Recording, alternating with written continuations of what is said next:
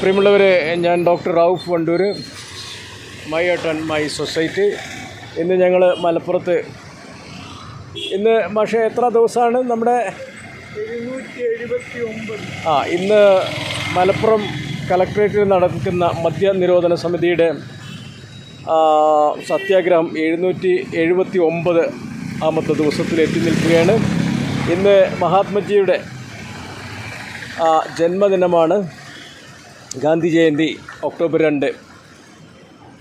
അതിൻ്റെ പേരിൽ തന്നെ ഞങ്ങളിവിടെ പതാക ഉയർത്തിയിട്ടുണ്ട്.